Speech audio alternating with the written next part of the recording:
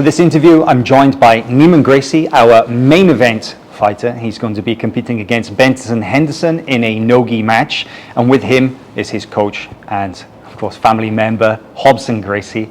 Guys, it's a pleasure to have you here. So, Neiman, if you could please start, could you just talk us through a typical training day as you're getting ready for ADXC? I changed my training a little bit for this. Usually I'm training MMA, so I try to focus more in grappling. So what I did, I try to do 2 training sessions a day, 2 grappling training sessions a day, one in the morning, one in the evening. The morning session more of a positional training, and the evening more like a sparring session. And what was the focus of your training camp? You know, you prepare for MMA fights. A Jiu-Jitsu match is very different, so what was the main focus? Yeah, it's different than MMA training. I think it's easier because you can focus only on one thing, and it's easier for me because I'm focusing at what I do best, which is Jiu-Jitsu. So it was really good to be able to take my time and focus only on Jiu-Jitsu, you know. And Hobson, did you do anything special for the training program to prepare for Benson Henderson? Benson is a great athlete, so one thing I like is Neiman can be better in the bottom. Also, because if you get taken down, you're gonna be more comfortable on the bottom. And MMA would be different. Nobody wanna be in the bottom. So for Jiu-Jitsu, he's gonna be a little more comfortable playing guard, even pulling guard could be a good thing. Can you tell us anything about your strategy, about your game plan for the fight this weekend? Like I said before, like my game plan doesn't change much. I'm always looking for the submission. That's how I learned my style of Jiu-Jitsu. My style is always looking for the finish, so that's what I'm gonna do there. From the beginning to the end, I was trying to finish this fight. No secret. No secret at all. How do you work on mental preparation? A fight is a fight, a match is a match. There's still pressure to compete in the ADXC cage, but how do you prepare to be fully focused for the fight? I try to look at myself as being grateful to be here, you know, so I try not to put pressure on myself. I try to look the bright side of it, which is I'm able to do what I love and get paid and support my family doing what I love, so I'm just happy to be here and grateful.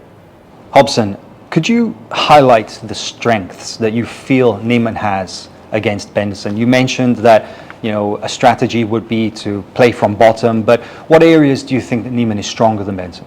The submission attempt. He's always going to look for submission. He's going to look for it for all the rounds, and I think that's a strong part of Neiman because he doesn't give up, and he's not satisfied until he doesn't get the submission. That's the most important thing. So, not just training partners, not just as a coach here this weekend, but also from the same family. It must be an interesting relationship, and I suppose this could be a key to the success in this partnership, right? Yes, and it's very normal for us. We've been doing this for a long time, since we are little kids, so it's another match, but this time in Abu Dhabi, which I think it's going to be more fun. I always wanted to compete here, but having my family members as my coach, it's normal. It's a voice that I recognize from anywhere, you know. How do you analyze your opponent's strengths and, of course, his weaknesses? Now, I'm sure you have some ideas about how to fight against the things that he's best at and to exploit the areas where you feel you have the advantage. Yeah, I think his strength is his mental part. He's very mental strong. He doesn't give up easy. He's a very hard guy to finish, but that gives me the will to try to finish, you know, knowing that he's hard to finish. That's why I want to finish his fight. And I think his strong part is that he's very strong mentally.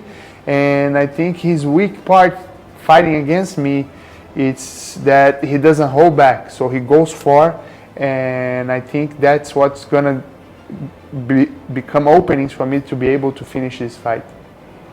Were there any special moments in your training camp where you felt like you hit the point that you knew that you were going to win this match?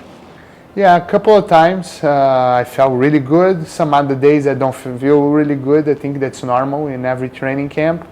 And I've been competing for such a long time that I know that some days going to be good days, that are going to feel amazing and try to finish all my training partners.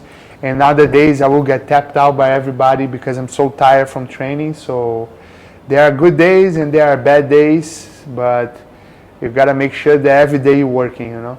And you've got to make sure that Friday is a good day. Oh yeah, I hope it's a good day and I work hard for it to be. After ADXC1, I'm sure that you have some goals that you would like to achieve. Can you share those with us?